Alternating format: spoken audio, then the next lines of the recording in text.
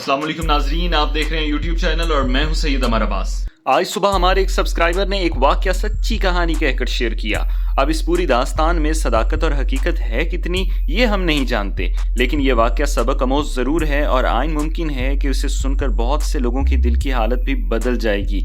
ये इबरतनाक दास्तान दो नौजवानों की है कि जिन्होंने मुर्दे पर बीते जाने वाले हालात की कब्र में टो लगाने की कोशिश की तो उन्हें इसकी कितनी बड़ी कीमत चुकाना पड़ी। कहते हैं शाम का वक्त था, दोनों नौजवान कब्रिस्तान में कब्र की खुदाई करवा रहे थे। ये कब्र उनके एक करीबी दोस्त की थी कि चंद दिन पहले जिसकी शादी की तैयारियां उसके घर में पूरे जोरों शोर से जारी थीं। शादी की खुशी वाला घर मातम में बदल गया।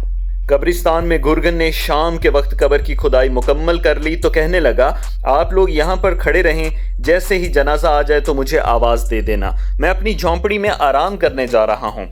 कब्र की रखवाली के लिए मौजूद दो नौजवान में से एक ने घर फ़ोन करके पूछा कि मैयत को जनाजा गाह से कब्रिस्तान लाने में कितनी देर बाकी है। शाम ढल रही थी और वो दोनों गम से निढाल कब्र के पास खड़े थे।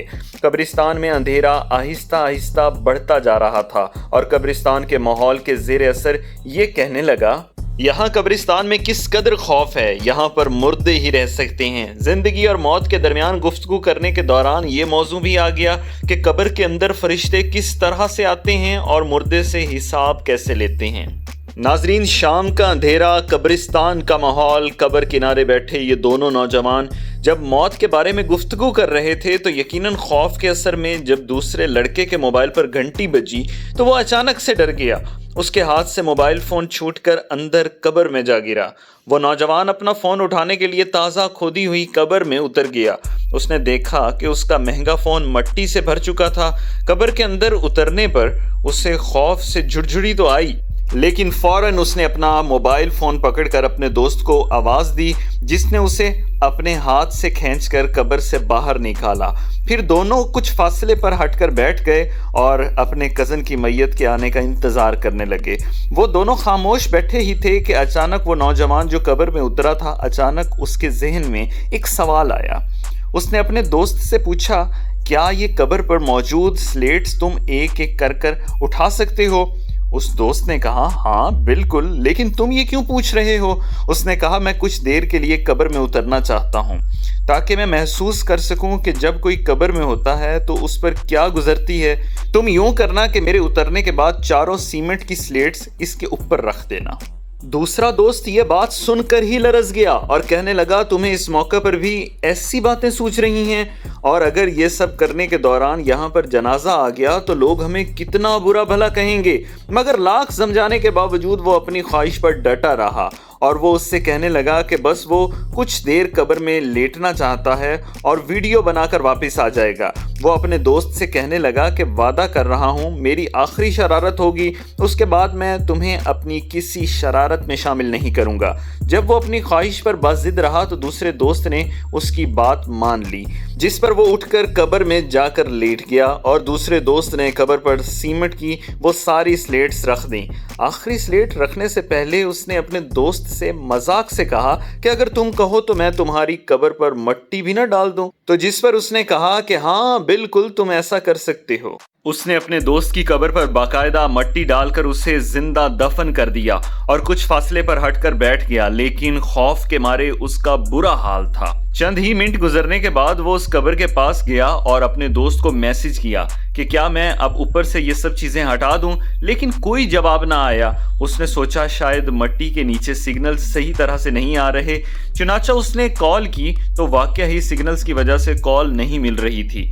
उसने सोचा मनो मट्टी के नीचे उसका दोस्त मौजूद है और हो सकता है ऑक्सीजन की कमी की वजह से उसे सांस लेने में मुश्किल पेश आ रही हो, तो उसने फौरी तौर पर कब्र से मट्टी हटाना शुरू कर दी। तो जिस वक्त वो सीमेंट की स्लेट्स उठाने लगा तो वही स्लेट जो उसने चंद मिनट पहले वहां से उठाकर रखी थी, अब वो उससे नहीं उठ पा रही थी। डर और खौफ के मारे अब वो गुरगन की झोंपड़ी की तरफ भागा और उसे अपने साथ आने को बोला। उन दोनों ने मिलकर वो स्लेट हटाने की कोशिश की, लेकिन उनकी हैरानी की इंतहा न रही कि अब वो स्लेट उन दोनों से भी ना उठ रही थी। अब तो उस लड़के के औसान खता हो गए और वो ज़ारो कतार रोने लगा। उसने रोते रोते अपने भाई को कॉल मिलाई और सारा माजरा बयान कर दिया। उसके भाई ने यकीन दहानी करवाई जनाजे से पहले वो खुद कब्रिस्तान पहुंच रहा है और दूसरी जानिब कब्रिस्तान में वो लड़का गम और खौफ से इस कदर निढाल था कि अपने होश खो बैठा। उसका भाई जब कब्रिस्तान पहुंचा तो अपने छोटे भाई को बेहोश देखकर और ज्यादा परेशान हुआ।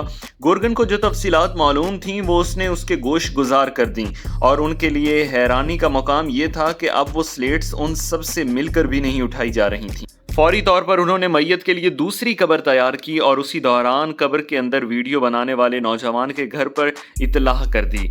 वहां पर कोहराम मच गया। अपने बच्चे के लिए वो कब्रिस्तान पहुंचे तो सबसे पहले उन्हें ये शक हुआ कि उनके बेटे के दोस्त ने उसे नुकसान पहुंचाया है और अब अपना गुनाह छिपाने के लिए ये झूठ का सहारा ले रहा है। ये सब तो तब साबित हो सकता था जब वो कब्र खुल जाती। लड़के के होश में आने के बाद उससे सारा मामला जब दरियाफ्त किया तो उसने वो सारी बात तफसीलन उन्हें बता दी कि किस तरह से उनका बच्चा कब्र के अंदर मुर्दे के ऊपर गुजरने वाली हालत महसूस करने के लिए कब्र के अंदर उतरा। वहां की वीडियो बनाना चाहता था लेकिन फिर ये सारा सानिया पेश आया। उसी दौरान जब पहला जनाजा आया तो उसे दूसरी तैयार की हुई कब्र के अंदर उतार दिया गया। तदफीन के सारे मामले के दौरान उस लड़के के घर वाले ये कोशिश करते रहे कि किसी तरह इस कब्र को खोला जा सके। बिलाखिर भारी मशीनरी बुलाकर वो स्लेट्स हटाई तो गईं, लेकिन तब तक बहुत देर हो चुकी थी। वो नौजवान कब्र के अंदर ही मर चुका था। नाजरीन, वहाँ मौजूद एक आलिम दीन का कहना ये था कि कब्र असल में इस ज़ाहिरी दुनिया से पर्दे का नाम है। इस नौजवान ने अपनी शरारत में पर्दे को चाक करने की कोशिश की और उसे इसकी इबरतनाक सज़ा दे दी गई। याद रखियो कि दीन इस्लाम में तंज़ो मजाक की इजाज़त एक ख़ास हद तक है, लेकिन जब यह मजाक मुक़द्दसात इस्लाम और शायर दीन तक पहुँच जाए तो ख़तरनाक सूरत इख्तियार कर लेता है और बाज़ औक़ात इंसान ईमान जैसी अजीम दौलत से हाथ धो बैठता है। दीन या दीन के किसी भी शायर से मजाक बहुत बड़ा गुनाह है। इस पर अल्लाह ताला ने कुरान मजीद की सूरत तौबा में गिरफ्त भी की है। अल्लाह रब्बुल इज़्ज़त ने फरमाया कि कह दीजिए अल्लाह, उसकी आयात, उसका रसूल ही तुम्हारे हंसी मजाक के लिए रह गए हैं। तुम बहाने ना बनाओ, यकीनन तुम अपने ईमान के बाद बेईमान हो गए। और अगर हम तुम में से कुछ लोगों से दरगुजर कर भी लें तो कुछ लोगों को उनके जराइम की सज़ा ज़रूर दी जाएगी। अगर आप इस बयान की हुई दास्तान के बारे में अपनी राय का इजहार करना चाहते हैं तो हमारा कमेंट बॉक्स हाजिर है। अल्लाह निगहबान।